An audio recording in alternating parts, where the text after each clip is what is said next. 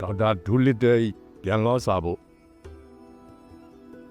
အပိုင်းတစ်အခန်းတော့ထိုချိန်မှစပြီးစိတ်လှုပ်ရှားပွဲကောင်းတော့ပင်လယ်ပြင်အပြေးပြိုင်ပွဲစပါတော့သည်နေကဲ2 နာရီရှိပြီဖြစ်၍လင်းရောင်ရသည့်အချိန်တိတ်မကြံတော့ပါဘဒရဒဆဖြင့်ကြီးထွဲအောင်ပြုမိတော့အမြောက်သမားကိုကျိန်ဆဲကျိန်မောင်းခြင်းများပြုပြီးနောက်ကပတိန်ကဤကျွန်းကုန်းတွေကိုမမှောင်မီမဖမ်းနိုင်လျင်သူ့ကိုလုံးဝအလွတ်ပေးလိုက်ရတော့မည်ဖြစ်ကြောင်းကိုသဘောပေါက်သွားသည်ဘယ်ကြောင့်ဆိုတော့ဤဂျင်ဘုံဆိုသူသည်အလွန်တရာလှည့်ပြားတတ်၍အလွန်ပါနတ်သောလူညစ်ဖြစ်နေရပါပဲ၎င်းပြင်သူသည်ဤအာဖရိကအနောက်ဘက်ကမ်းခြေကိုအလွန်ကြောကျွံ့သိထားသူဖြစ်သည်ထိုအချိန်ကထိုနေရာဒေသကိုကျွန်းကမ်းခြေဟုတစ်ခါတရံခေါ်ရကြသည်လင်းအောင်မရှိပဲသွားနေရစဉ်တွင်သူပုံးခိုရန်အကျိုးကြားများနှင့်တောင်ဝေးများကိုအလွယ်တကူရှာတွေ့သွားနိုင်သည်သို့မဟုတ်ပါကသူလမ်းကြောင်းအတိုင်းတွားနှုံးကိုနှစ်ဆတင်၍တွားလျင်လည်းနာနဲ့မလင်းမီပင်နိုင်ပေါင်းများစွာဝေးကွာသွားပြီတော့မည်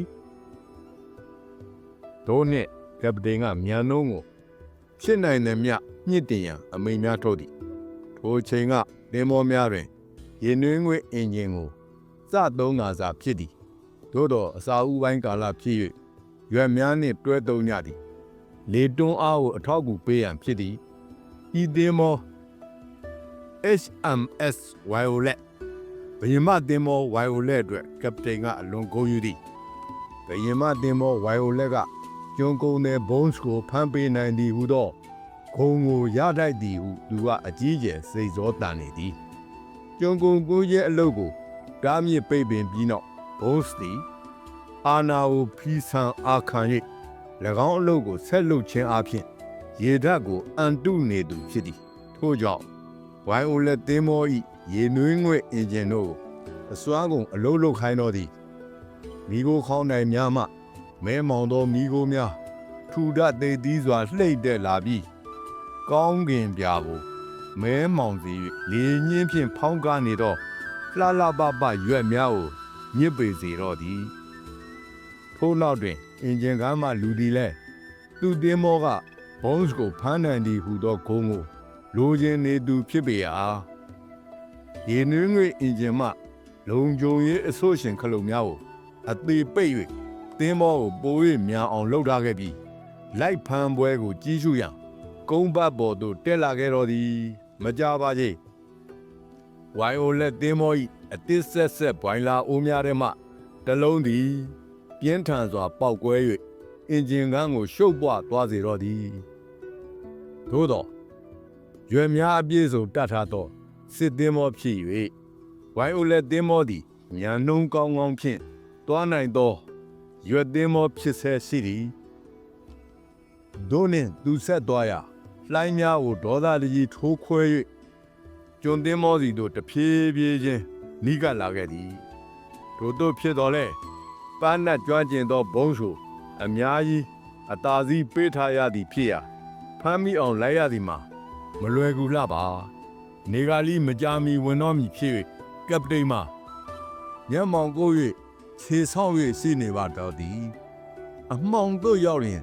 သူ့ရန်သူမှာလုံခြုံဘေးကင်းသွားတော်မူဆိုသည်ကိုသူတည်သောကြောင့်ဖြစ်သည်အောက်ထပ်မှအမြောက်အဖွဲ့သားများကြားတွင်မတော်တဆအမြောက်ပြစ်မိသူမှာအခြေအနေတော်ဆိုးသောကိုရင်ဆိုင်နေရသည်သူ့အဖွဲ့သားအလုံးကသူ့ကိုဝိုင်း၍ဘုံစုကိုတရီပေးသလိုဖြစ်သွားအောင်ထုံရအရဒုံးဝေးရပါမည်လားဟုအပြစ်တင်နေကြသည်ဘုံသည်ယခုချိုလျင်လွတ်သွားဖို့ရာပြေကြသလောက်ရှိနေပြီဖြစ်ထိုခေတ်ထိုခါကသူတို့တွင်ရှိသောအမြောက်များကိုအသုံးပြုရန်ဆိုသည်မှာကျွန်းကုန်းသည်သင်းမောနှင့်အတော်ဝေးနေသေးသည်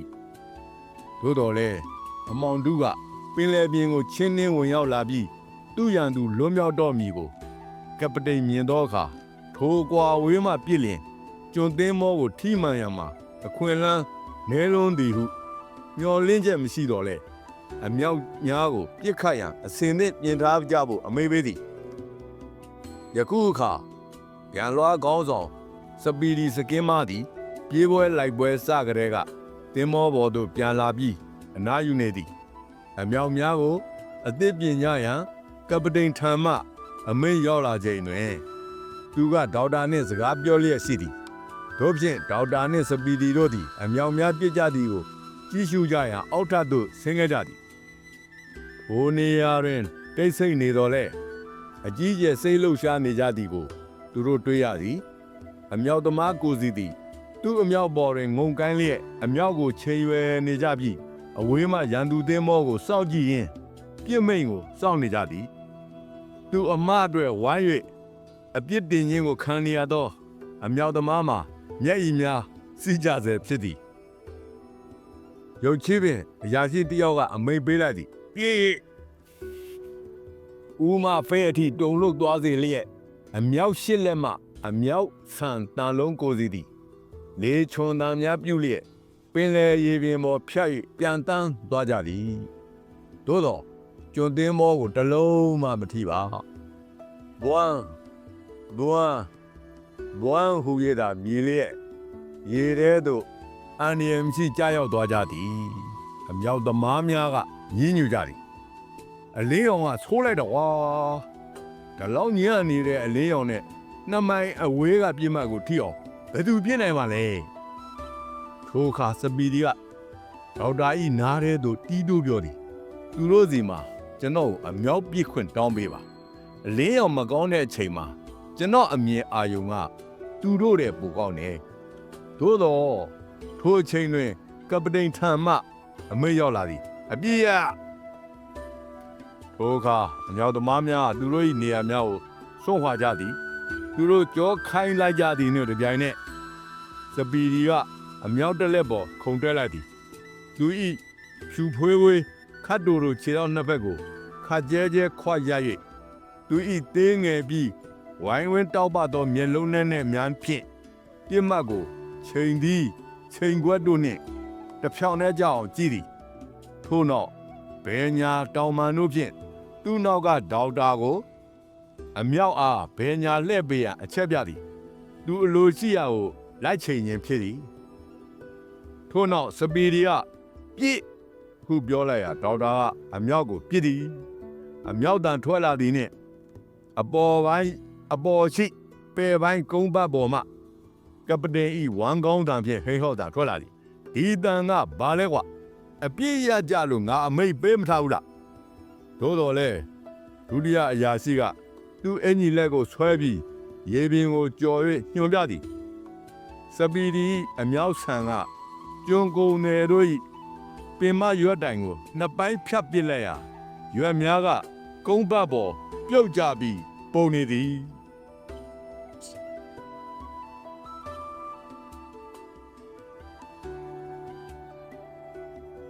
ကပတိန်ကအော်ဒီဖျားမလာဟိသူ့ကိုထိသွားပြီကြည့်ကြသားဘုံစကလက်နဲ့ချတဲ့အလံကိုရမ်းပြနေပြီထိုအခါကပတိန်နီအမိမ့်မရပဲပြစ်သောအမြောက်သမားကိုအပြစ်ပေးတော်မူရှိရမှ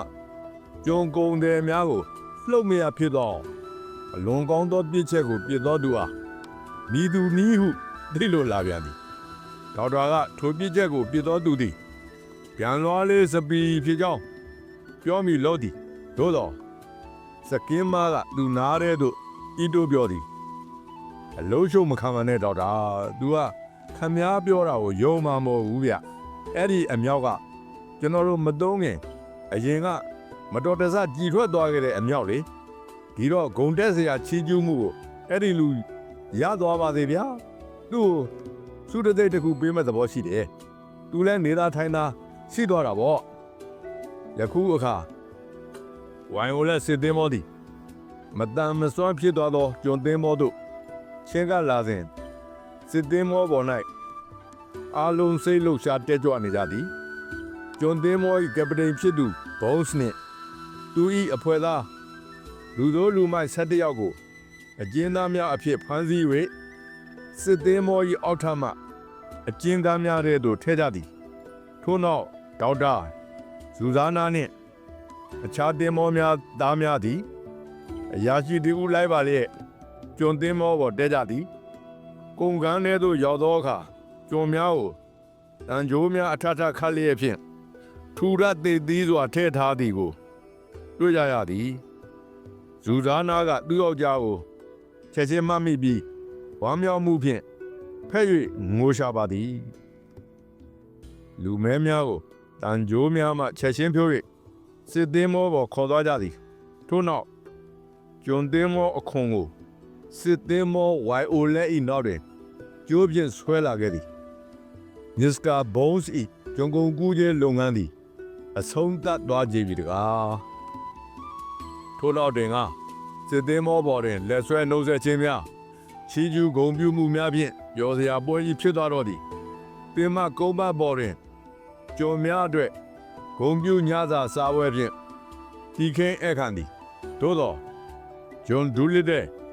ဇူဇာနာနှင့်သူ့ယောက်ျားတို့ကိုမူအရာရှိစားတောက်ခန်းသို့ဖိတ်ကြား၍ကပတိန်နှင့်ဒေါက်တာတို့ကဝမ်းမြောက်စကားများပြောခြင်းကျမ်းမာရေးအတွက်ဆုတောင်း၍ချိုပြင်းဝိုင်နီတောက်ပွဲလုပ်ကြသည်နောက်ရက်တွင်လင်းရောက်ပေါ်လာသည်နှင့်စစ်သင်းမောသည်ကမ်းခြေတစ်လျှောက်တောင်ဘက်သို့ပြန်လည်ဆုံဆင်း၍လူမဲများကိုသူတို့နှင့်သက်ဆိုင်ရာနိုင်ငံများ၏ကမ်းခြေများသို့ပြန်ကပ်ပို့ပေးသည်ဒီကိစ္စကအချိန်တော်ယူသည်ဘုန်းစသည်မတူကွဲပြားခြားနားသော